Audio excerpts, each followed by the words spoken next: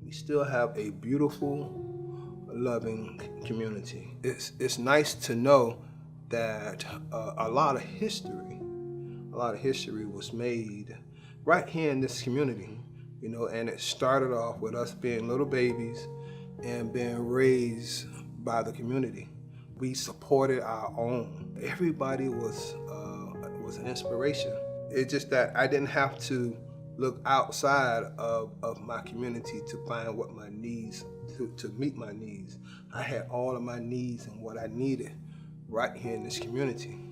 There's been some radical changes in terms of how this community looks now versus how it looked years ago. And not necessarily the change that my children thought they would see.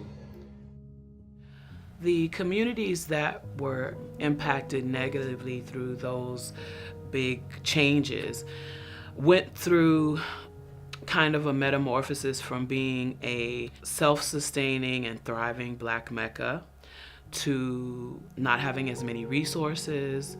And once they once slum and blight started to take over, then it made room for crime, which then kind of changed the narrative of the neighborhood. Instead of people looking at these neighborhoods as places of Black economic growth and stability, they were looked at specifically by the media. How it was squandered and sometimes stolen.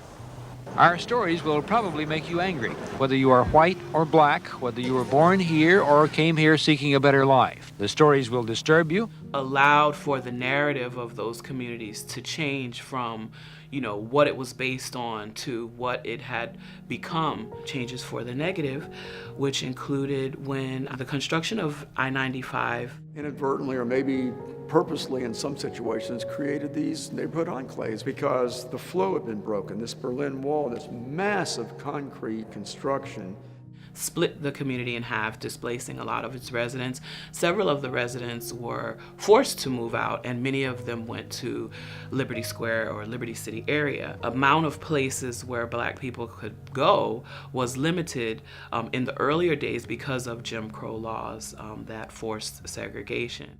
But it takes leaders to solve some problems, just like Martin Luther King, nonviolent, but go to the source of it. We had an opportunity to convince a truce between it. So what we're doing really, it should be a composite of citizen interested in solving problems. Other instances that I think greatly changed the landscape of Liberty City specifically would have been like the 1980s riots, McDuffie riots.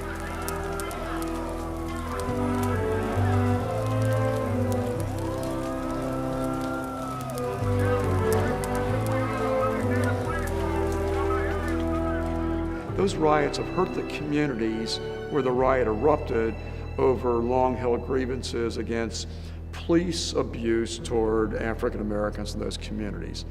But so much of the damage has been done to those communities that had this grievance. It further segregated and isolated Black communities.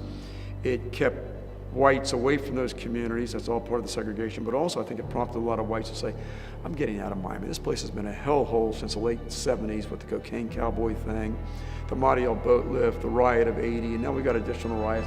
I'm just getting out. I'm moving to Broward.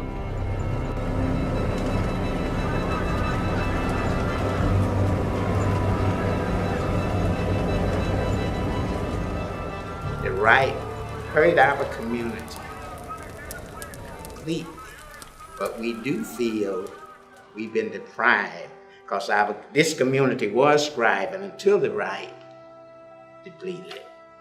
Very horrible destruction of the neighborhood, of a lot of the Black-owned businesses. A lot of Black homeowners moved away from that community, started to tear apart. And some of these things were catalysts for the communities to become sort of forgotten through neglect and the lack of resources that were then provided to the community. It came into a place of slum and blight, and the same thing happened in the Liberty City neighborhood. You know, it's sad that our kids 40 years from now won't have what we have, right? Because they didn't bond like we did when we were younger. Yes. And so, yeah. And so we want to reserve what we had, help this generation get that, and then be prepared for what's to come, right? Because we'll be the seniors, you know what I mean? We want to reserve what we have, right? And keep our history.